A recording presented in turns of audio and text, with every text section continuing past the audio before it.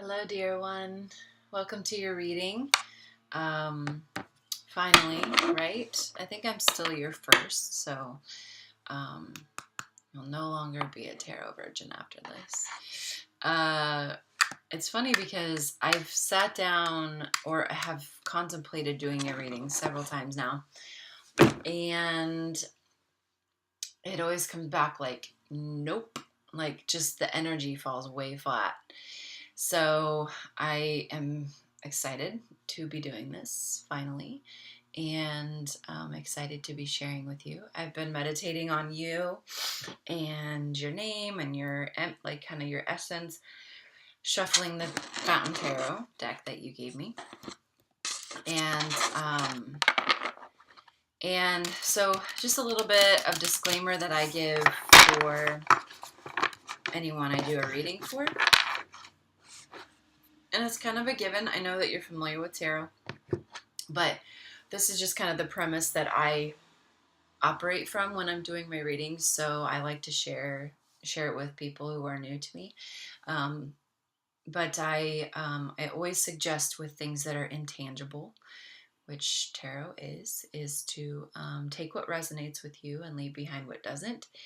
And we think about resonation. I usually think of a guitar string or something similar where when you pull it, it vibrates, and that vibration makes a sound. And so essentially when we talk about resonation, there's movement and some kind of sensory connection to it. So you may feel it in your body, you may see a memory or an image, you may hear song lyrics in your mind, or something like that, where the thing you've just heard is like striking a chord, literally. And then if it doesn't resonate, you just leave it behind. So usually those things we don't remember anyway. If we're remembering it, it's because it's resonated with us. It's just kind of, at least that's been my experience. And yeah, you may want to keep a journal or a piece of paper and a pen handy so that you can note these things as they happen. And, the nice thing is you have a pause button there. You can rewind, you can do what you need. Just though, I would recommend that you write down what you hear or understand versus writing down my exact words, unless those exact words are really what resonated with you, okay? Because a lot of times I believe that someone may say something to us and we hear what we need to hear, and that can be sometimes to keep us in a safe space of comfort. But I honestly think when it's spirit working, it's spirit forming and molding those words for us so that we get the message in a way that means something to us. So that's just a little bit of the faith that I carry when I'm doing these readings. Yeah,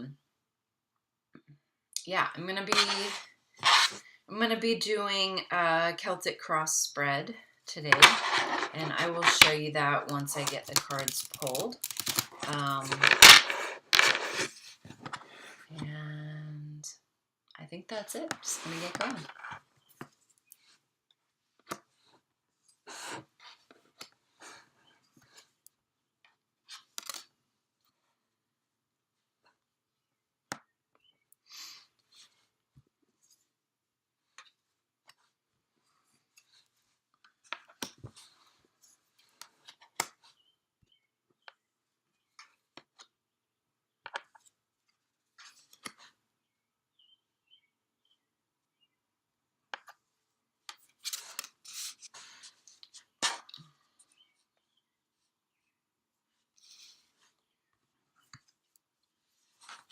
All right, darling. Let me show you this here so you can get an idea. You're welcome to pause that if you need to, do a little rewind and study. So the three cards that are parallel to me represent you in different in the the recent past, present, and near future. I always like to start with the present card. Um, and we have the Fool hanging upside down. I think what's especially interesting about this card is that, so generally with the Fool, or excuse me, the Hangman, not the Fool, the Hangman. Generally with the Hangman, what one of the clearer messages that comes through is that um, if you feel stuck or bound to a situation, just remember you're the only one keeping yourself there. You can easily untie that hook and come down. I think what's especially standing out to me in this guy here is that not only is he creating his own, this guy is creating this place where he's stuck, he's also turned his back to the sunrise. So any hope of seeing light on the horizon, he's also turned his back to that. So there's an extra layer of feeling stuck here for you. And I think what this card always is a good reminder for is that we are in control of our perspective on a situation. We are also in control of our position in it, right? If he would just untie his foot, he could be right side up and then facing whichever way he wants. So I think that's a word for you right now, is that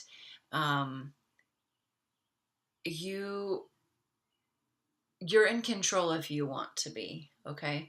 So, but that may take some untangling of lies you've believed or situations you've gotten yourself into.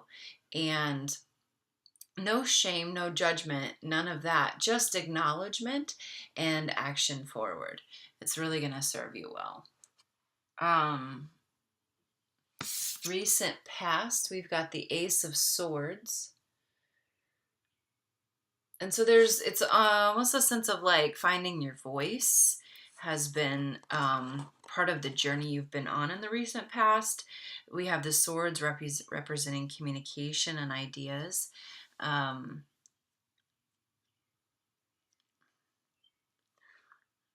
this could also be like communication within a relationship, something new, some new dynamic that has been introduced that has to do with your voice and your ideas. And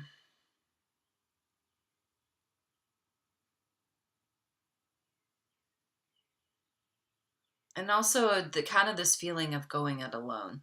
So even if it is within a relationship, it may be just you who's learned some better communication skills, and you're finding that that's not being met, that you're not being met where you are, and so you're feeling very alone.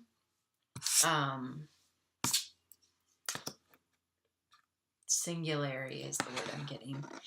And then the near future is the Star. And I find it interesting that your present and near future are major arcana cards.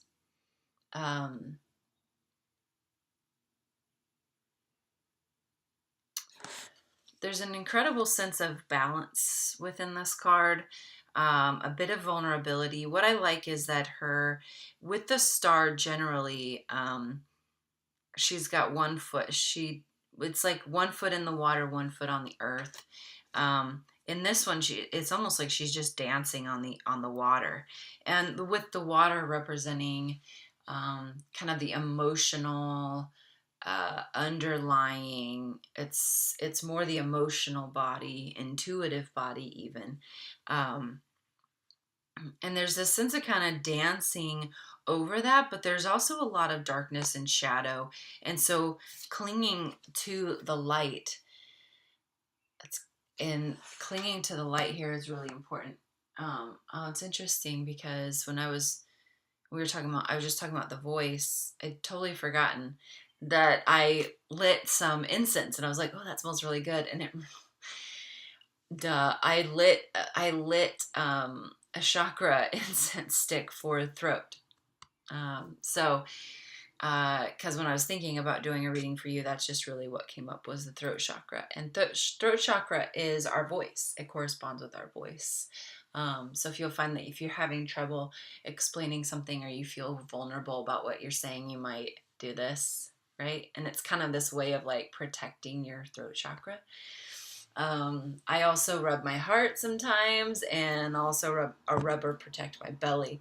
And you can notice when those things happen, that means that we're protecting that chakra. And whatever it is where we feel vulnerable in that space. Pretty fascinating. So anyway, with the star, there's this sense of like clinging to the light, but it's not really a clinging in the sense of desperation. It's more of a clinging in like, I present this light. So doing a lot of work, I think, with shadow is something that's coming up for you on the horizon. And your shadow, I tend now to look at things not from a good or versus bad or good versus evil, but more through a lens of light and shadow. And because shadow is just simply the absence of light. That's what darkness is. And so all of us have things that are out in the light. They're it's like love and gratitude and kindness and compassion, all of these qualities. And then we have things that exist in the dark, and those can get real dark depending on how long they've been in the dark. They do start to warp, I believe, over time. And it could just be things that don't qualify as the light, and so then we feel ashamed of them. And we try to dismiss them and repress them. Sorry, some jankety car out there.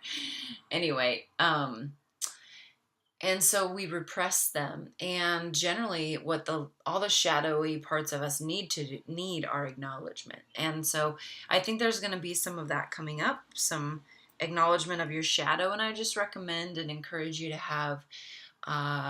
To carry non-judgment when it comes to that, and to really show up for yourself in a loving and kind way.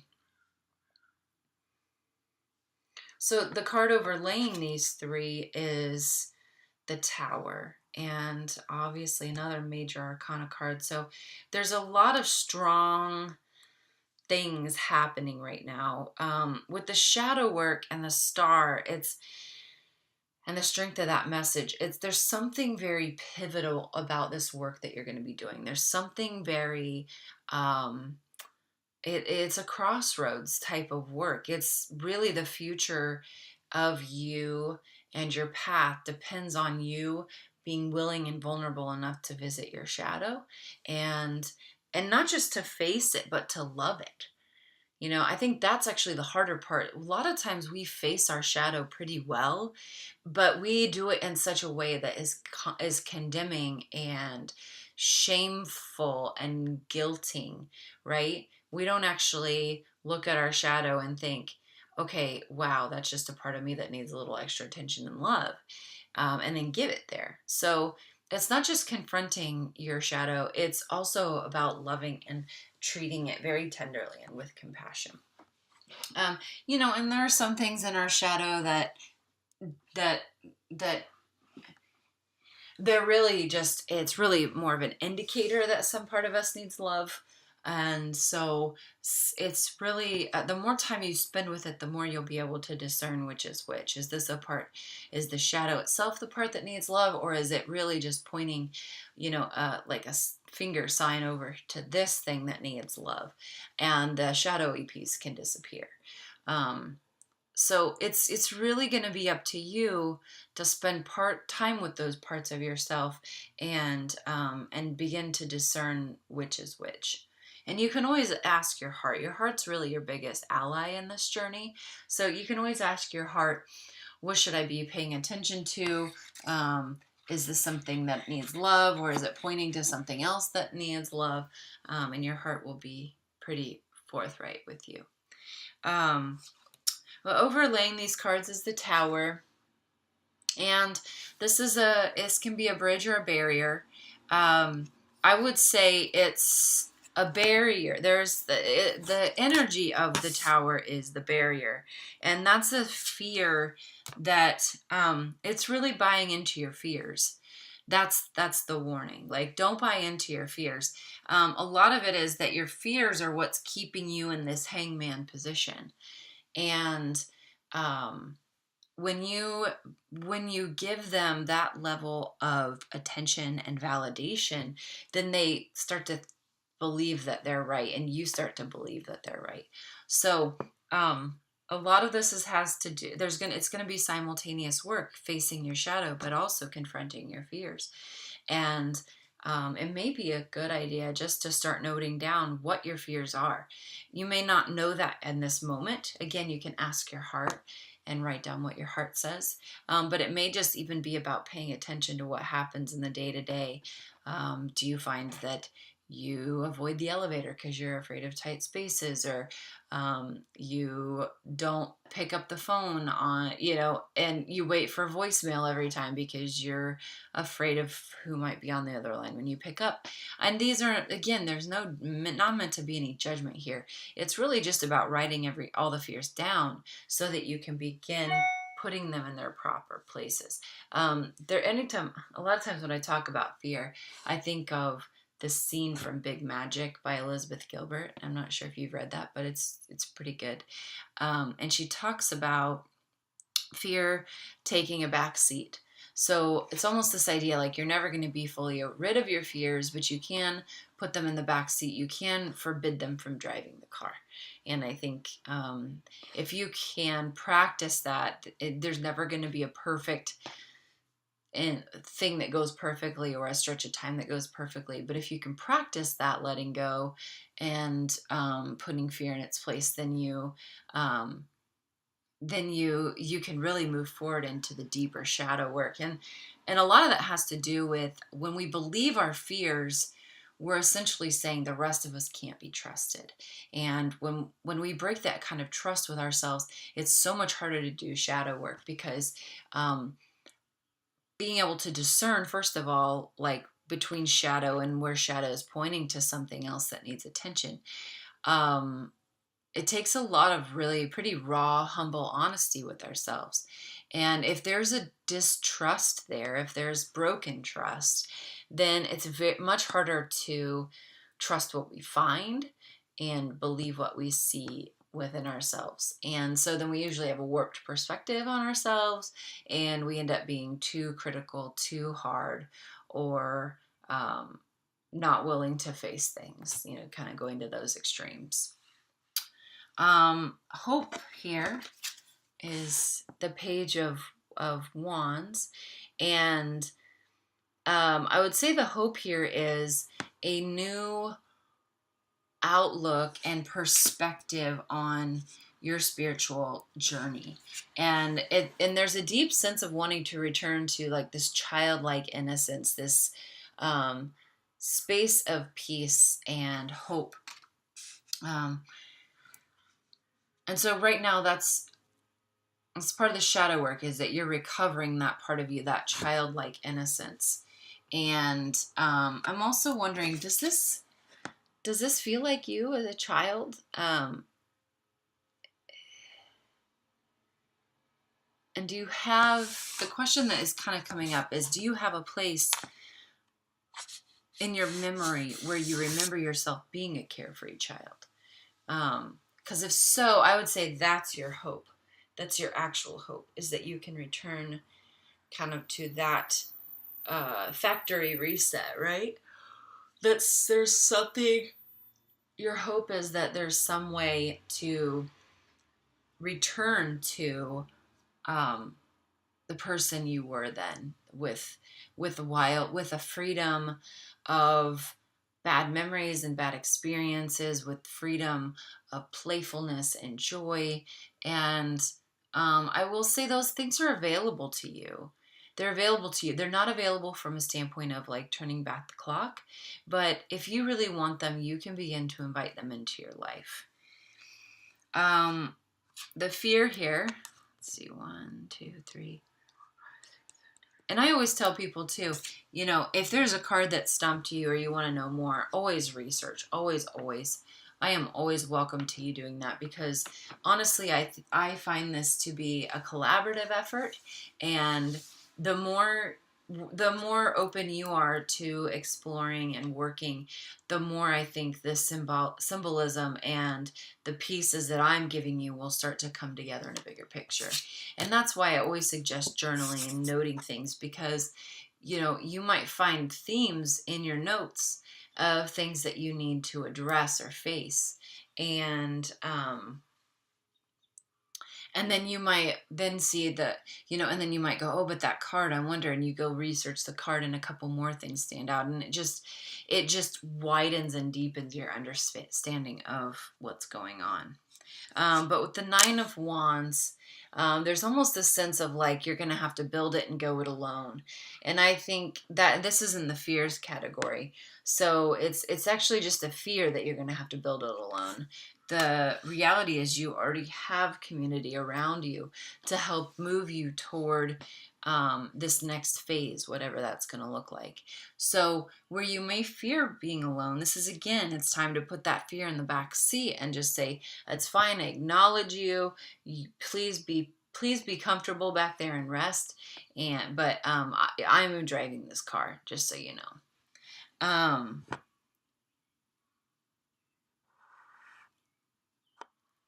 So where you're coming from, we have the Three of Cups, and there is a sense of rebirth here. There's also a sense of coming into a world, but not even seeing, not yet seeing it. It was like this veiled situation. And I think what it's saying is your approach to things is to kind of keep this veiled mask on. Even though you want desperately rebirth, renewal, it's going to be removing that veil and moving into the shadow work that really brings you to a true place of joy. Because that shadow work, it's pointing the way toward things, parts of yourself, that need attention and love. And when you can begin to address those needs, then you begin to move forward more in a state of healing. Your environment, we have the Ace of Pentacles, and so there's something new about your environment, something a little mysterious, something fresh, something that may even be like completely different from what you've known in the past in terms of material objects, whether it's chairs, desks, layout, office, etc. And it is safe there, your environment. The sun is shining. The sun is shining and the door is open. That's what comes to mind. And so what you need to know is the Chariot card. Again, another major arcana card. So this is actually a really pretty powerful reading in terms of the energy that's coming through. What I find fascinating about this card is the balance of the light and the dark. And so I think you've been out of balance trying to lean too much toward the light. Now it's time to bring in the shadow so that you can command them both and they can work in harmony with each other. The other piece I get from this is the balance of the masculine and feminine. And so that's also going to be an important piece of your journey. What you may consider reading Women Who Run with the Wolves. That is, she talks a lot and does a lot of work with, what's going on? She talks a lot and does a lot of work with the divine masculine and the divine feminine in each of us. And I've found her work to be very challenging and also helpful in terms of figuring out what parts of me fall into that divine masculine, what parts fall into the divine feminine, and beginning to honor both of them so that they balance out. I had I had kind of an interesting um, I had kind of an interesting experience with this. So, working with what I call the inner family, and these are kind of the characters inside of ourselves that motivate and dictate what we do and how we see and feel and all of that.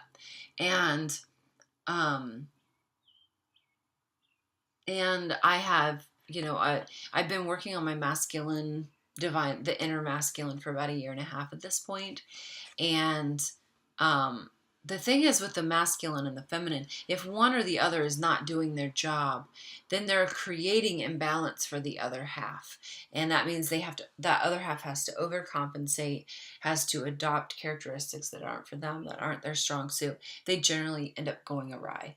And I've always had a pretty disempowered masculine and what I thought was a pretty empowered feminine. But it was really just a disgruntled feminine who was always working overtime trying to make up for the disempowered masculine, right? So, and I know this is a lot, all right? So I don't expect you to fully follow me, but um, I I realized that a lot of my material struggles were coming out of this place. And in the spring, I kind of had this conversation with myself where I was checking up on everyone, and the feminine was very exhausted, and the masculine was actually feeling big and strong. And it kind of looked at the feminine and said, "Don't worry, I have it from here on out. You've done such a great job keeping things together, but I'm going to take care of this." And there was this huge sense of relief of just like, good, the masculine is finally coming into its own, and I can depend on it and trust it. And so that might all sound a little strange to you, but I just read Women Who Run with the Wolves, and that will definitely give you a better idea as to what I was just like trying to explain to you. Um, in the resolution category, we have the Two of Wands. And there's really a sense of balance and peace here. Being able to hold all the pieces in your hand, to be able to manipulate them still, make them work even when it seems like you have no other options. And yeah, I'm supposed to draw another card for you. So for that resolution. And here we have the Page of Cups. And what I really love about this is like, just like my readings, she is sitting there and like really pouring over and contemplating. Um, I think the resolution actually is that you're going to be able to sit with your feelings. You're going to be able to sit there and not just like sit like strangers on a couch, but like to really intimately study what's going on emotionally. And there's a sense of like, what you're studying is gonna end up bringing healing to you and produce healing within you. And so there's a sense of like inviting that in as well, and really inviting that in. So that's what I have for now. Please let me know if you have any questions or concerns, comments, etc. But otherwise, I'm so thankful to get to share with you. I'm always taking referrals if you know anyone who needs a reading. I offer $5 to all my current clientele to use in the future, and that will certainly include you. So I love you, my dear. Many, many blessings to you, and take care.